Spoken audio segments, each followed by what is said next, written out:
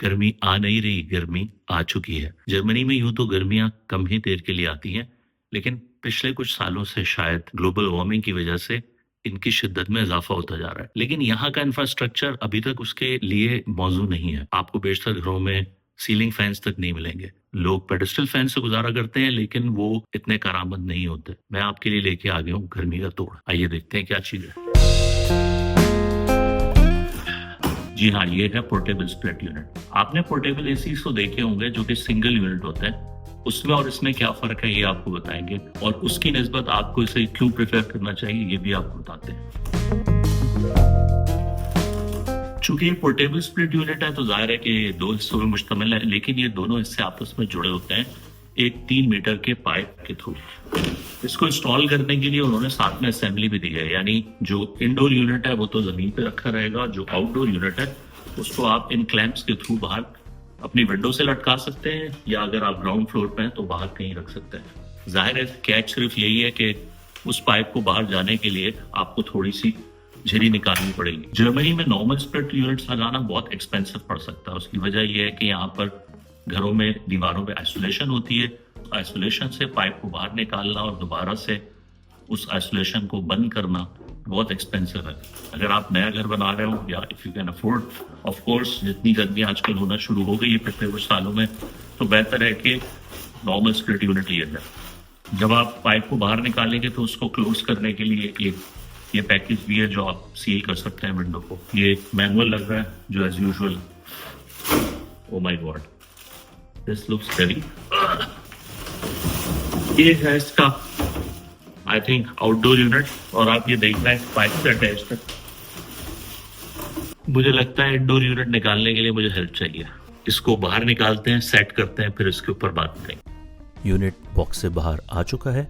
चूँकि ये smart unit है तो हमने फ़ौरन ऐप इंस्टॉल कर ली जिससे आप डिफरेंट फीचर्स कंट्रोल कर सकते हैं, जैसे फ़ैन स्पीड को एडजस्ट कर लें या फिर टेम्परेचर को एडजस्ट कर लें या फिर डिफरेंट मोड सेलेक्ट कर लें।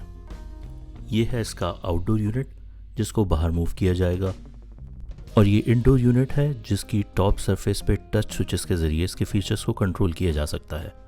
मॉडल का नाम मीडिया पोर्टा स्प्लिट है। मैं डिस्क्रिप्शन में इसका मॉडल नेम भी लिख देता हूँ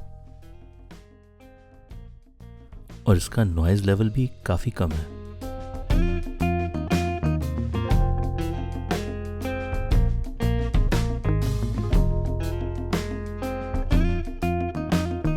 आइए अब इस पे बात कर लेते हैं कि इस एयर कंडीशनर में यानी स्प्लिट में और पोर्टेबल एयर कंडीशनर में क्या फ़र्क है।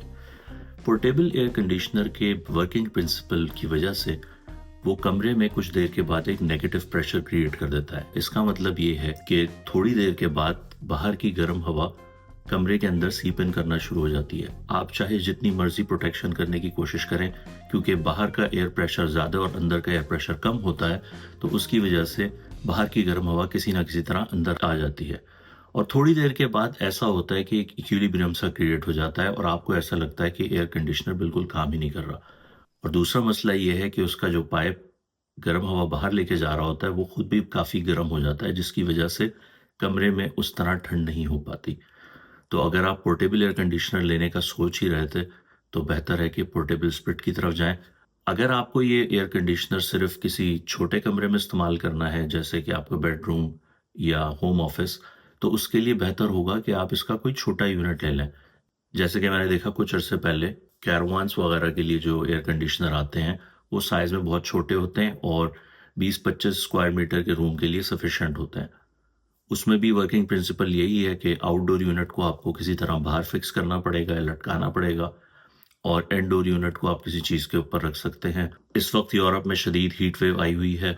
अपना ख्याल रखें, अपने आप को हाइड्रेट रखें। अगली वीडियो तक के लिए अल्लाह हाफ़िज़।